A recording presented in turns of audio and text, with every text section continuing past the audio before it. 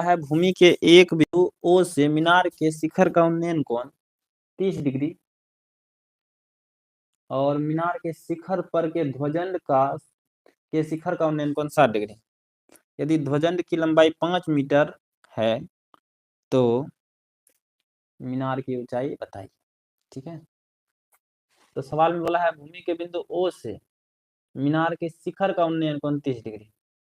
तो भूमि का बिंदु मान लेते हैं ओ, यहाँ पर ये ओ बिंदु।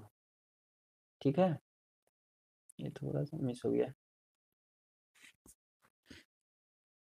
तो भूमि के बिंदु मान लीजिए, भूमि का बिंदु ये ओ है, यहाँ से एक मीनार है ए बी, इसके शिखर का उन्नयन कोण तो नीचे बनता है ये 30 डिग्री।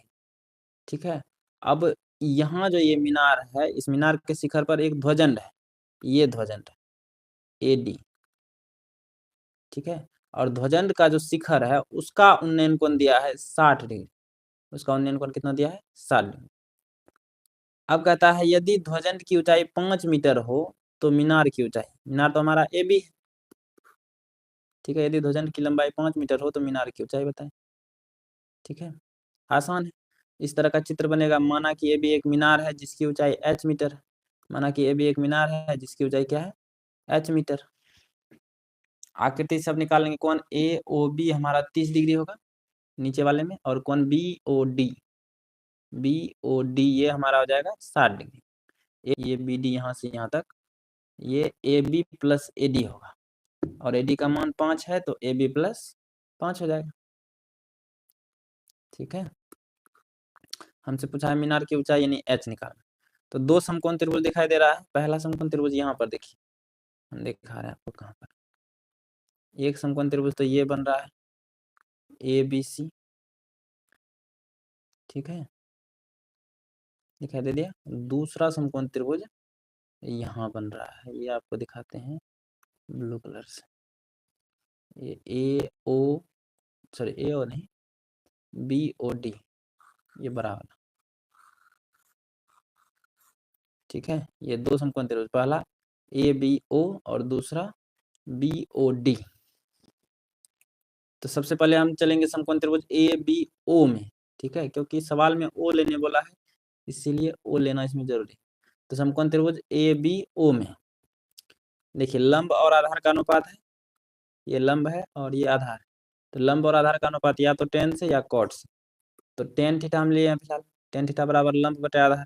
लंब हमारा हो जाएगा थीटा के सामने वाली भुजा ए बी, और आधार हो जाएगा बी ओ। क्या होगा बी ओ होगा।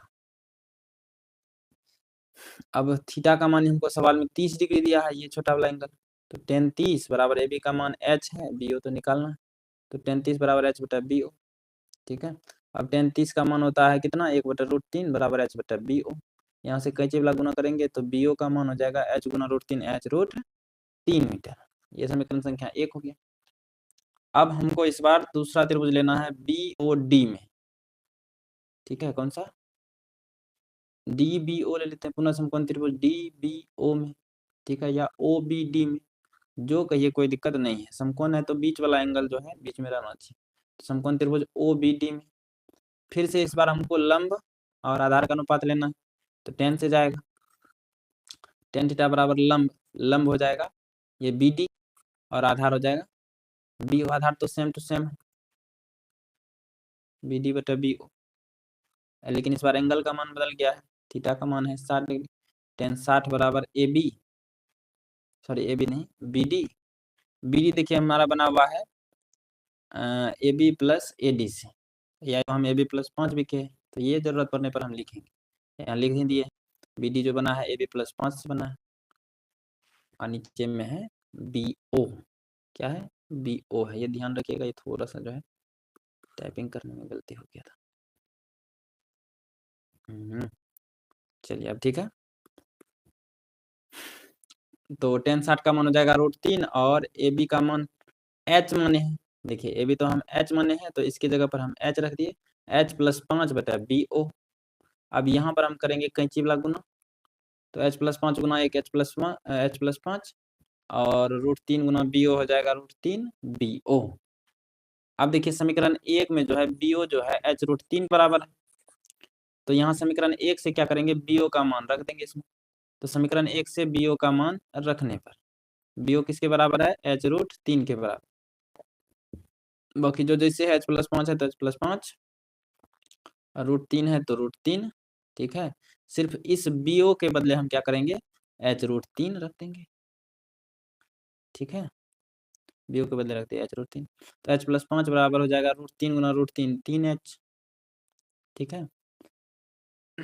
अब क्या करेंगे, इस h को उधर टपाते हैं, इधर बचेगा 5, तो 3h, ये प्लस का h उधर जाएगा तो माइनस का h हो गया। तो 5 बराबर हो जाएगा 3h में से 1h जाएगा तो 2h, 3h में से 1h जाएगा तो 2h, 2h का मान 5, ये 2 गुना में है, उधर टपाए भाग, तो h का मान हो जाएगा 5/2, 2 से ये जाएगा 2.5 तो h का मान 2.5 मीटर। हमसे यही पूछा था मीनार की ऊंचाई h या AB, ठीक है। लिखेंगे अतः मीनार की ऊंचाई h बराबर 2.5 मीटर, आसान था।